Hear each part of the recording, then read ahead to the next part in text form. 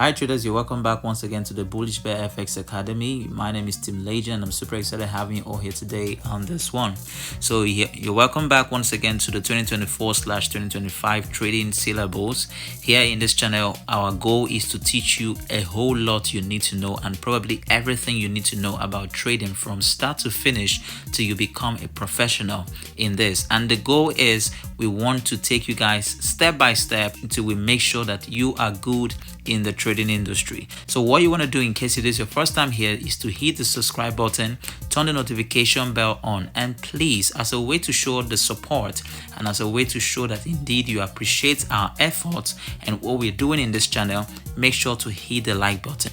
And at the course of the video, if you have any question, please do not hesitate to drop them on the comment section, because based on your question, I will understand where you need more explanation and know how to teach you more even in subsequent videos. All right, so make sure you engage in the comment section. So let's get into the main video.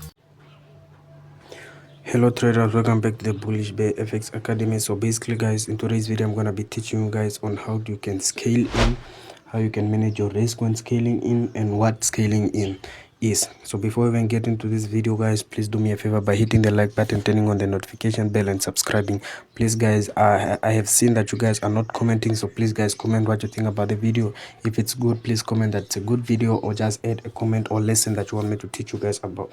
So today we are going to be analyzing the market on US oil, which is the same pair that we actually analyzed yesterday, and I actually took an entry. So right now I even had added on a scaling entry, so I'm going to be showing you guys how you can do that. So guys, I actually changed the color of the candlestick in the background because things were not looking that clear. Okay, so right now it's much more clear guys. So let me get my resistance levels. Okay,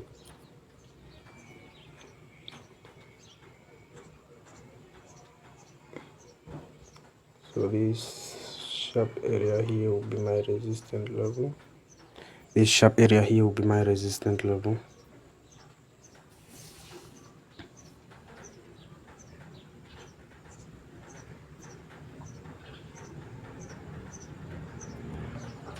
Okay, we've had on our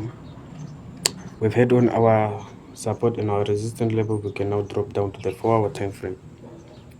Okay, so now that when you came to the 4-hour time frame, you saw that okay, this was a sharp move where market left a footprint and where market is likely to turn around from. So let me plot it out. Okay, so now that you've plotted out the market, you just want to zoom in, and then you see that okay, cool. Now right now, what am I looking for? I'm looking for selling opportunities here. Remember guys, yesterday we took the trade. Okay, let's say we took the trade from here, and then you had just your stop loss moved right there, and then you take profit, maybe you take profit 1 here.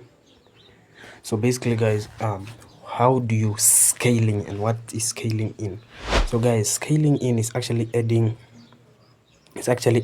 winning trades on winning trades, and then scaling out is actually deducting from your winning trades. So okay, cool. So now let's say you took this trade like this, and then it's running in profits, and then right now you want to scale in. So if you want to scale in, you cannot scale in at this area here where this big red candle is. You can't scale in here, but what do you want to wait for? You want to wait for an insurance entry. So what is an insurance entry? An insurance entry is when the market stops by and start correcting to give you time to scale in, because you just don't want to rush into a position and then something else could happen. So you wait for the market to start correcting, and then you can enter the market. So when you see this, okay, cool, what do you want to do? So when you see that okay, the market was dropping and then it showed us a green candle here and a second green candle, that shows you that the market is slowing down for you to actually scale in, if you are looking to swing the market or if you are looking the market to still drop. So what you want to do is that you want to go down to the lower time frame to actually get an insurance entry. Sorry guys for that notification. So when you're on the lower time frame, you will now start to get to see a correction. The correction will be forming there, obviously. So in this one, I see a correction is forming here. So that was the last footprint that the market has left. and then you just want to make this one blue, and then okay, cool. So you can see that the market, so you can see that the market is correcting in this form of area, and it's not even showing us bullish momentum to go to the upside. So you just want to wait for this correction to form. Like when it's getting, the candles are getting more smaller, you can now put your sell stop that I taught you guys, your pending order, in this form like this, and then you can just set your stop loss there, and then look already guys how much you could have closed up. You could have closed off a 2% on this trade, and then putting your take profit there. This is how you can actually scale into the market. So scaling into the market is actually adding more positions on winning positions. So this is our first position, and this is our scaling position. So when someone tells you that okay, now you can scale into the winning trade, that means you need to add on to that position that you were already in. But remember guys, to always use proper risk management and do not rush into trades that are just gonna blow your account. Okay, so let me see if I can get another example on this other page on how you can scale into the market. This is another example on GBP USD. So how you can scale into the market is this way. You can see that okay, now this is a really good example. How do you want to scale into the market? You want to scale into the market with lower risk, with risk that's going to be promising that this one is not actually going to blow your account. So okay, let me put my line there. So what you want to do is that you want to set your stop loss at the break of this rail line. Okay, your sell stop, that's where you want to put your sell stop, so that your count does not blow. Because what if this happens? What if they tell you to scale in? Okay, this was the first position, and then the market does this, and then the market goes up, and then comes down, and then the market pushes back up, and then for you, you already scaled in because this was correcting. You should only put your pending order here where the market has left its last footprint, or the last gap. Like here, the market left its last footprint here before it started doing this thing.